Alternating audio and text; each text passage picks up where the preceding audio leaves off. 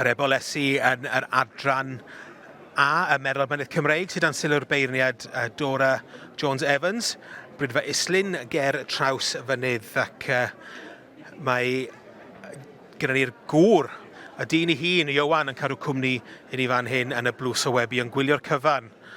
Ac dyn ni wedi dweud yn barod, Iowan, mae wedi cael dipyn mwy o benbleth yn y dosbarth yma. Lot mwy, mae lot o waith meddwl fwy. Fi wedi ffenni'n brifo rwy'n credu ar ôl gorffen y dosbarth yma. Be ydy'r gwahaniaeth rhwng y dosbarth i'r Ebolesu a'r ebolion, ydych chi'n meddwl? Maen nhw'n... Oedd o lot haws, oedd yr criw o goltiau efo'i, ond o lot haws cael patrwm efo, ond nhw'n deipyn lot mwy cyson, ond mae'r Ebolesu yma, maen nhw bach mwy... Dwi'n gwrs taw y lliwiau sy'n rhoi ti off neu beth, mae'r teip i hunan, mae'r teip y 6 cyntaf, reit da fo'i gilydd, ond mae jyst y lliw yn taflu llygad i ffwrdd, dwi'n meddwl. Wel, Jess yn arddangos yr Eboles bach yma, un leisi. Ac Dora yn symud i lawr y llinell yn cael golwg eitha craff ar nhw. A mae'n deg i dweud, mae wedi rhoi sylw i bob un o'r gystadleuwyr. Mae pob un wedi cael ei amser, chwarae teg o'i. A pwy mor bwysig yw hynny, Iowan? Mae o'n meddwl lot, yn wedig os wyt ti yn yr ringna'n dangos ceffil, mae o'n meddwl lot i ti gael yr amser na, ac falle bod ti'n yn yr 5 cyntaf na'n byd, ond os ti wedi cael chwarae teg o'r beirniad, mae o'n meddwl lot iddo ti fel person wedyn. Mae gen ti fwy o feddwl o'r beirniad y diwedd y dydd. Wel, mae pob un wedi talu'r un costi i fynychu'r gystadleuaeth yma. Ac gwrs, mae'na dipyn o waith hefyd i gael rhaid yn barod yn does, swclod. Oes, da ni wedi dechrau mewn i'r gea yn barod, mae coti nhw wedi dechrau newid, a wrth gwrs mae nhw angen lot mwy o fwyd hefyd yn dod o'i amser hyn y flwyddyn, ond mae lot o waith. Mae yna 17 yma, allan o'r 40 sydd wedi cyfrestru gystadlu. Be di'r rheswm ti'n meddwl bod pobl bod yna ddim y niferoedd yma sy'n ni'n disgwyl? Mae cost wedi dod yn beth enfawr. Mae cost yn ffactor enfawr ynddo. Mae bwyd i'r anifeiliaid, mae wedi mynd yn ddychryn ar y funud. A tanwydd hefyd? A tanwydd i ddod yma. Allwch chi llosgu tank o jiws yn dod yma wedyn. I lot o bobl, os dyn nhw'n digon confident yn beth maen nhw'n ddod a, wel, mae'n expensive day out wedyn, dydy. Wel, yr Ebolesu sydd gyda ni dan sylw'r beirniad Dora Jones-Evans, ac wrth gwrs ebolion neu Ebolesu wedi cael ei geni yn y flwyddyn yma ers y cyntaf o Ionawr.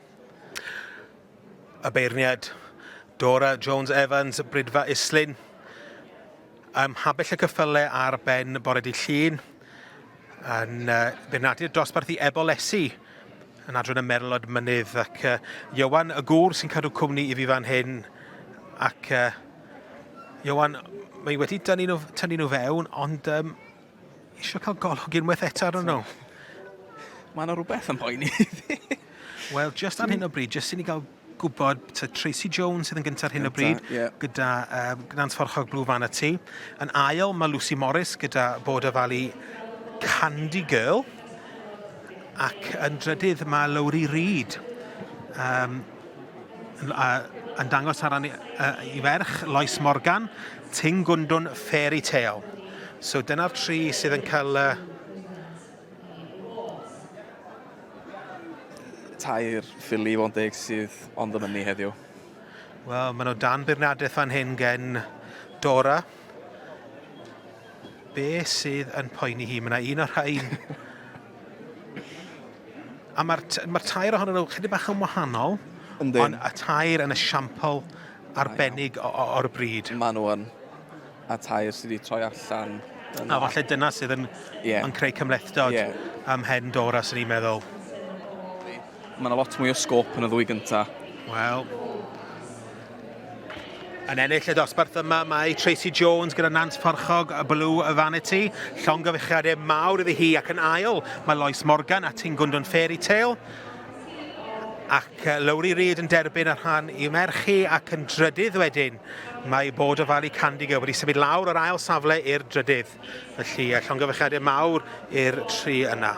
Well, Tracy, that was a bit of a tense moment there. You were top for most of the class, and it just at the end we were wondering whether there's going to be a bit of a turnaround. Oh, well, I was. My heart was going, so, you know, in the hands of the God, really, isn't it? Well, you've had a great deal of success with the Blue family. Yeah.